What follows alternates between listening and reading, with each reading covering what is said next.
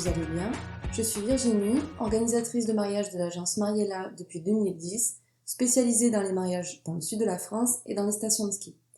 Alors aujourd'hui, je vais aborder avec vous le sujet numéro 1, le métier de wedding planner. Alors pour commencer, je ne vais pas rentrer dans le détail de la définition du métier, l'histoire du métier, d'où vient-il, voilà, etc., etc. Voilà, parce que je pense que si vous m'écoutez, c'est que vous souhaitez certainement faire ce métier, et donc vous avez déjà une petite idée de ce qu'est le métier de wedding planner. Vous avez dû voir différents films ou sujets ou reportages, donc je vais pas m'attarder là-dessus. J'aimerais plutôt aborder d'autres points avec vous. Donc du coup, je vais commencer par les outils que j'utilise à mon agence. Donc commençons par l'ordinateur. Donc j'ai un ordinateur fixe et un ordinateur portable.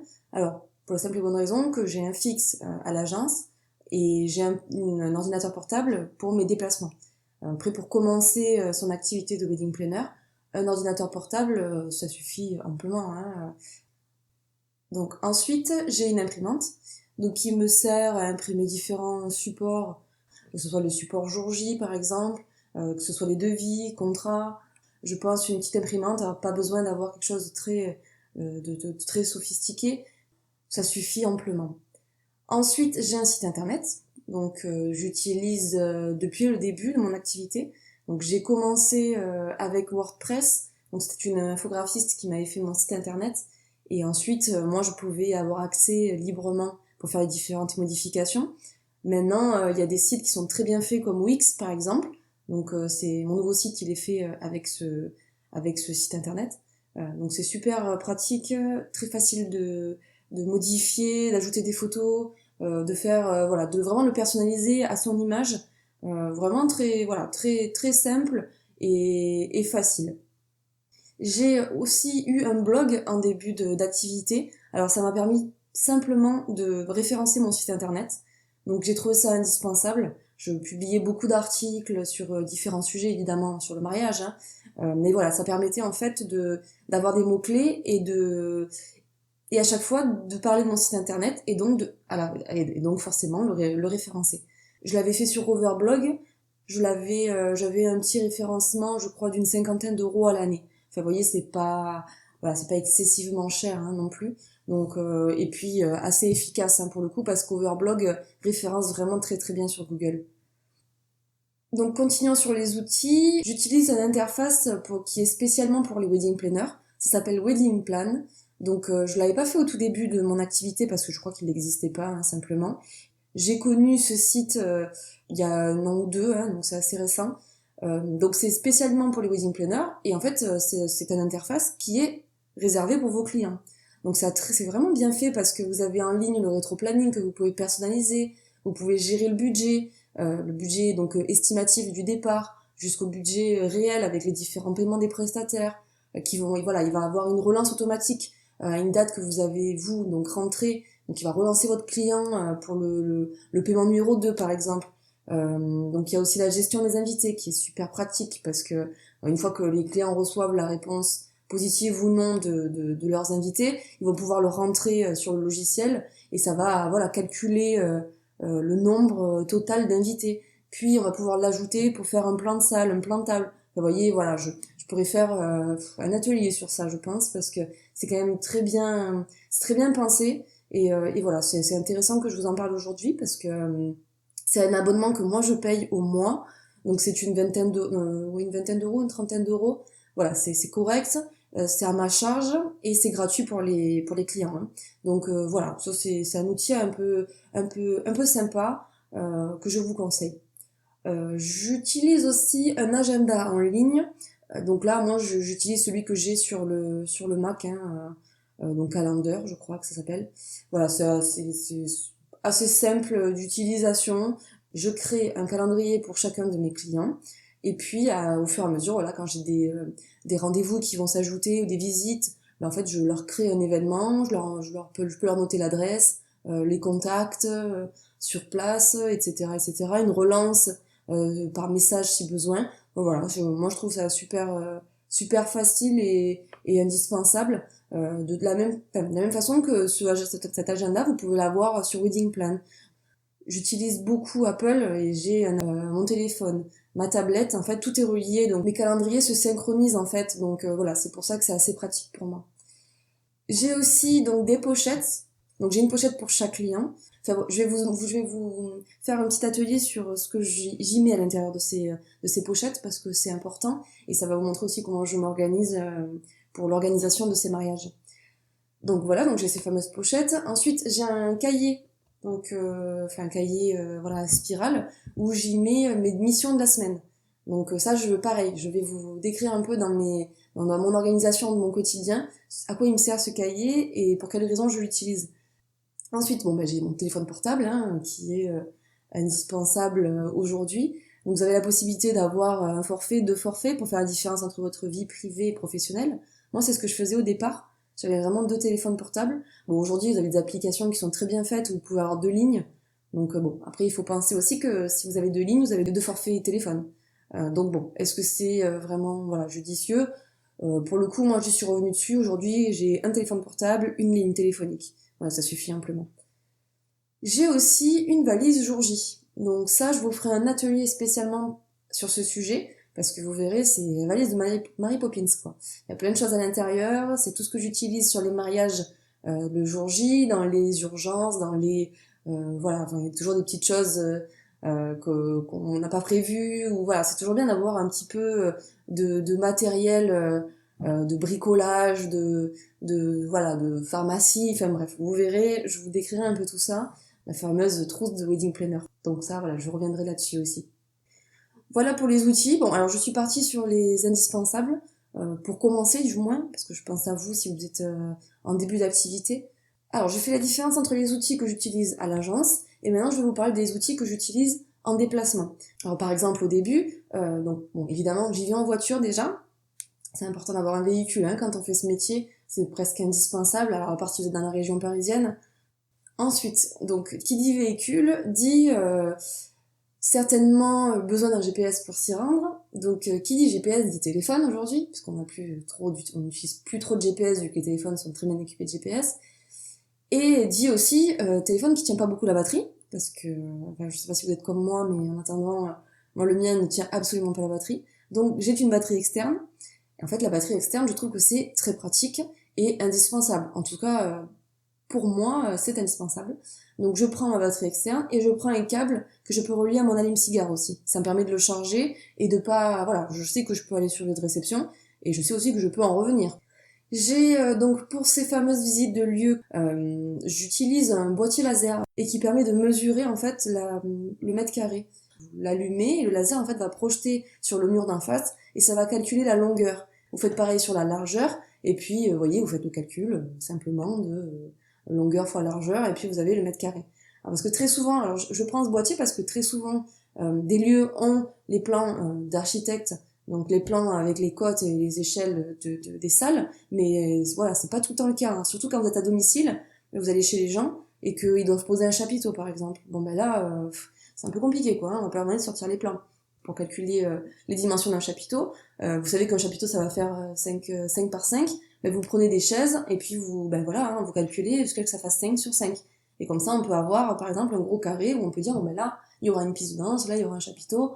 Bon voilà, c'est assez pratique et je trouve que c'est assez indispensable aussi. C'est pas très cher, hein. Je crois que le mien, j'ai pas pris une grande qualité, c'est pas la peine, je suis pas agent immobilier, donc j'ai pris un qui est aux alentours de 80 € je crois.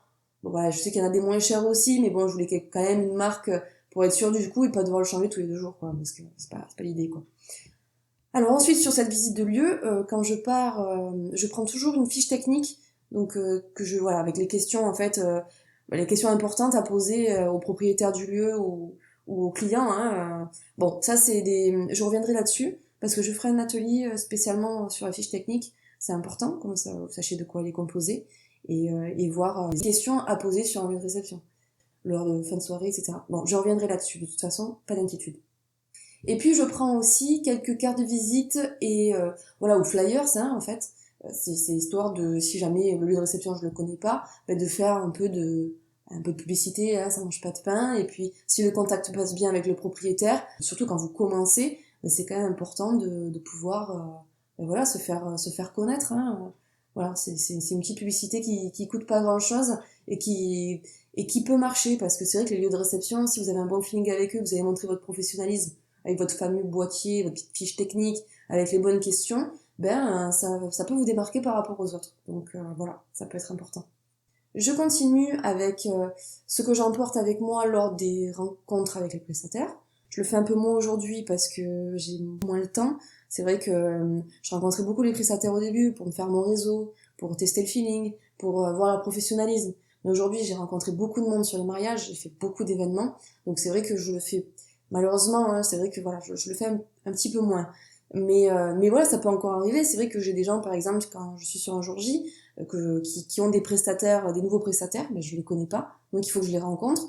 Et là, dans ce cas, je mets un petit, j'organise un petit rendez-vous, et puis voilà, je vais à leur rencontre et je leur pose des différentes questions.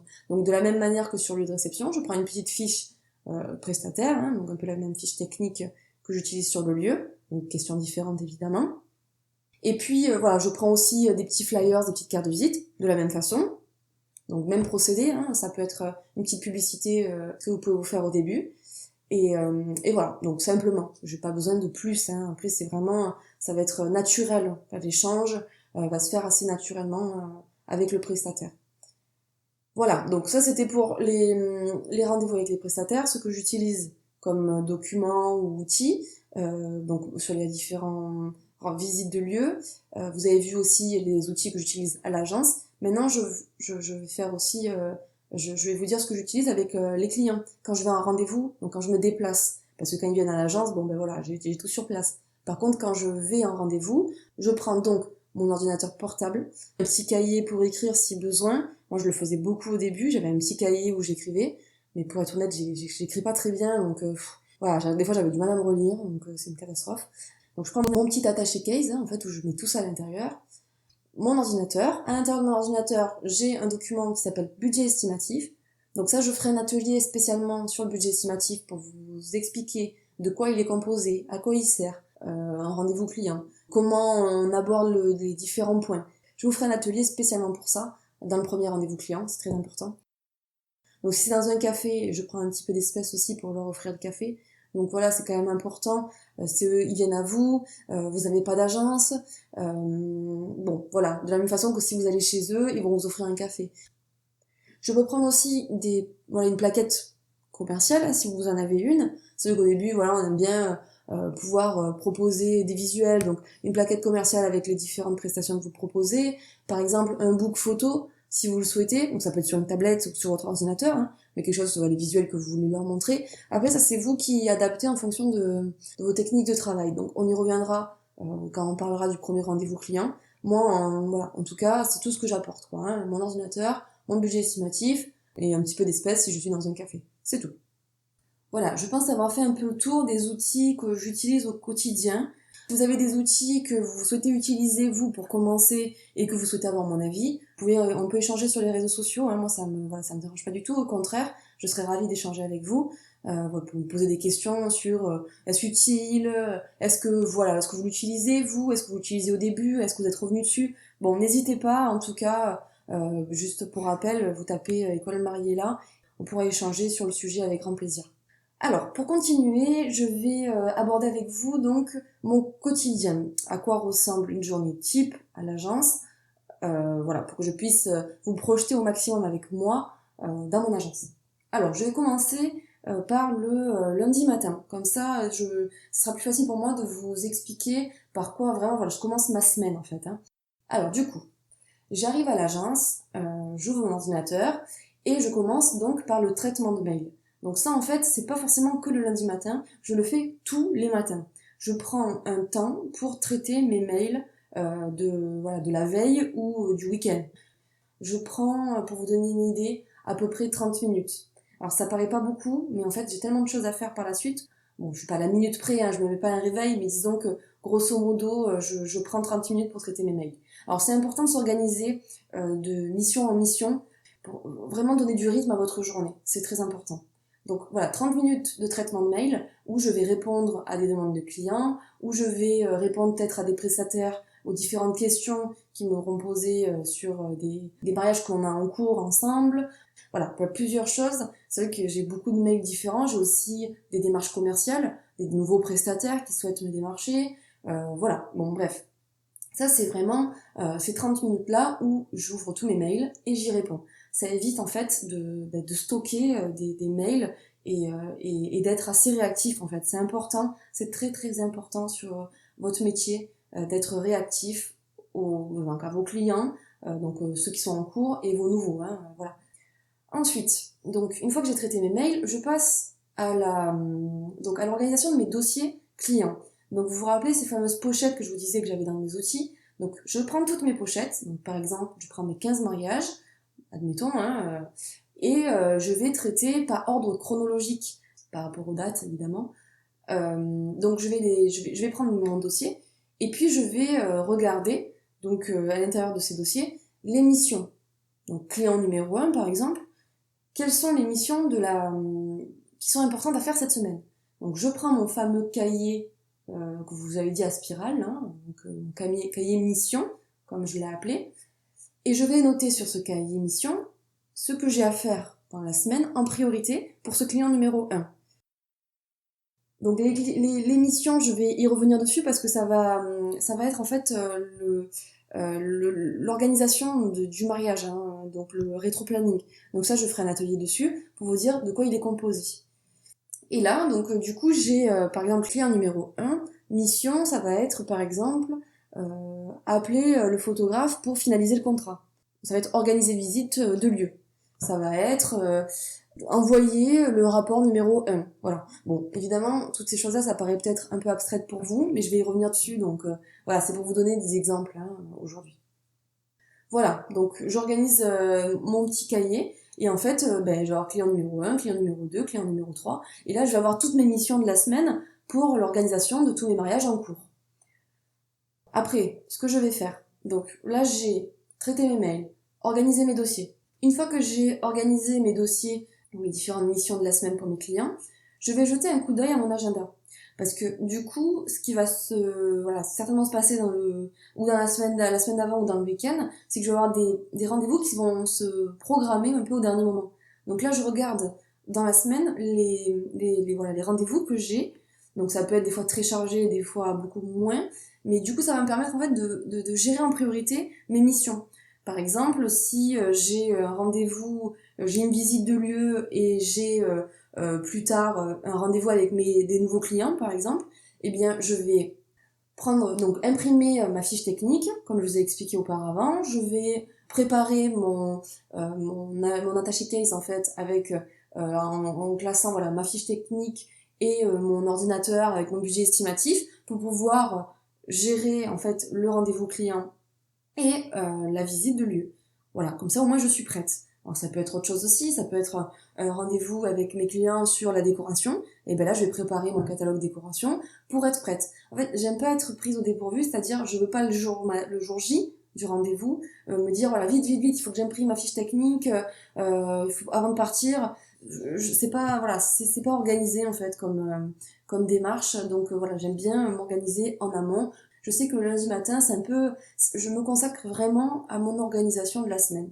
Ça paraît long comme ça, mais en fait, ça se fait assez facilement. C'est-à-dire que voilà, une fois que j'ai traité mes mails, une fois que j'ai organisé mes dossiers, mes missions de la semaine, je jette un coup d'œil sur l'agenda, et puis ça me permet de gérer mes priorités et différents documents que j'ai à préparer pour ces déplacements. Alors, les différentes missions que je réalise dans cette semaine, à quoi elles ressemblent. Alors par exemple, j'ai essayé de regrouper un maximum d'exemples pour que vous puissiez imaginer quelles seraient vos missions. Elles sont essentiellement basées sur des appels avec les prestataires, avec vos clients. Alors beaucoup d'appels et de relances aussi, parce que c'est vrai que très souvent, vous allez faire des demandes de vie aux prestataires et il va falloir les relancer. Donc dans le début de semaine, c'est ce que je fais. Très souvent, je laisse passer la semaine et si je vois que j'ai pas de réponse le lundi, je vais relancer. Voilà, je vais appeler les différents prestataires. Très souvent, vos missions aussi, ça va être des rendez-vous extérieurs. Donc des visites, des rendez-vous avec les prestataires, des rendez-vous avec vos clients, des rendez-vous peut-être des réunions avec les prestataires. Ça va être aussi de la recherche internet. Donc de la recherche de lieux par exemple, des lieux que vous connaissez pas, surtout au début, vous allez faire beaucoup de recherches. Vous faire votre catalogue de prestataires. Ça va être des recherches sur des petits éléments déco par exemple, pour voilà, trouver les meilleurs prix. Pour de la création de boards par exemple, donc recherche d'images pour pouvoir assembler et faire un board en adéquation avec leur code couleur. Pour que voilà, vous puissiez les projeter au maximum dans la déco. Ça peut être de la recherche internet sur de la petite décoration pour, pour les lancers de cérémonie par exemple. En plus de ça, il va y avoir toute la partie création de documents. Donc là, simplement, j'utilise Pack Office, donc Open Office, qui est gratuit.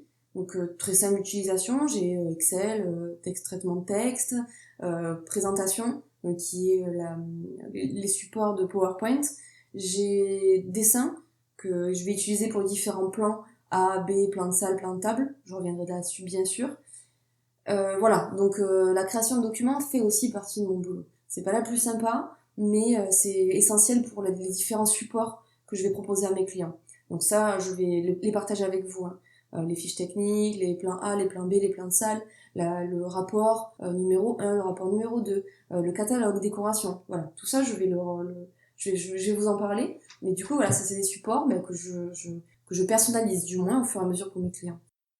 Alors, comme vos clients sont très souvent pas sur place ou à l'étranger, c'est vrai qu'on utilise quand même beaucoup de conférences vidéo. Alors, différents supports, hein. Aujourd'hui, WhatsApp, Skype, Zoom, voilà, tous ces supports-là que j'utilise au quotidien. Donc, c'est vrai que j'ai beaucoup de rendez-vous à l'extérieur pour tout ce qui va être indispensable pour les visites sur place avec les réunions prestataires où on va faire la chronologie avant le jour J, par exemple. Mais on va avoir beaucoup de points en fait suite aux différents envois de documents, les différents points avec les clients qui vont se faire très souvent sur Skype aujourd'hui parce que c'est quand même pratique et rapide et ça peut se faire à toute heure. Les rendez-vous se font en fin de journée, hein, parce que vous imaginez bien que les clients voilà ils travaillent donc il faut que vous soyez disponible à des moments où eux sont chez eux. Ou alors si c'est des clients étrangers, on va voir en fonction du décalage horaire. Voilà pour conclure sur les différentes missions, pour essayer de vous généraliser au maximum. Voilà une mission que vous allez certainement faire au départ, c'est de la communication. Alors moi aujourd'hui, je la confie à quelqu'un, c'est-à-dire je gère plus cette partie-là, donc la différente communication sur les réseaux sociaux, mais voilà, il est bien en fait en début de semaine organiser sa communication, c'est-à-dire faire un planning communication. Donc combien d'articles je vais publier, les préparer, les programmer pour pouvoir voilà être tranquille et se décharger de ça dans la semaine quoi, hein, pour pouvoir se consacrer vraiment à ces mariages. Aujourd'hui, je voulais vous donner un petit conseil aussi, c'est ce que je fais avec mes élèves en cours.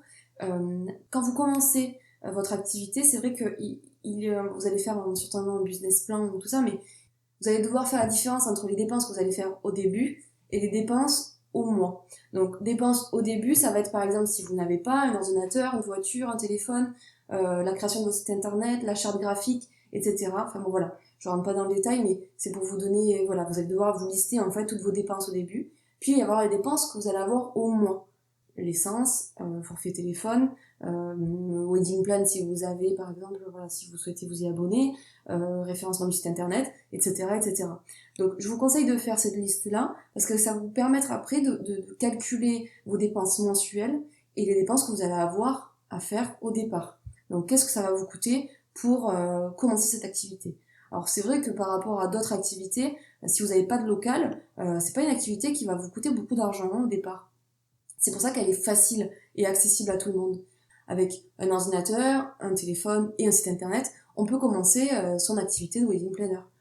Voilà, j'espère que ça vous a plu. Je vous remercie d'avoir été à l'écoute. Et puis je vous invite, si vous avez des questions sur ce sujet, que voilà, je voulais pas être trop longue non plus. Donc s'il y a des choses que nous n'avons pas abordées sur le quotidien, sur les différentes missions, sur les outils que j'utilise, je vous invite à aller sur mes réseaux sociaux, donc soit sur Instagram, sur Facebook, vous tapez École Mariella, et vous pouvez me poser toutes les questions que vous souhaitez. Je serai contente voilà, de partager ça avec vous et d'y répondre. C'est vrai qu'il est difficile pour moi sur un podcast voilà, vraiment de parler de tout. Donc voilà, j'essaie de généraliser. Donc vraiment, n'hésitez pas quoi, hein, s'il y a des éléments que j'ai pas abordés avec vous. Je vous remercie d'avoir été à l'écoute et puis je vous dis à très bientôt pour un nouveau sujet.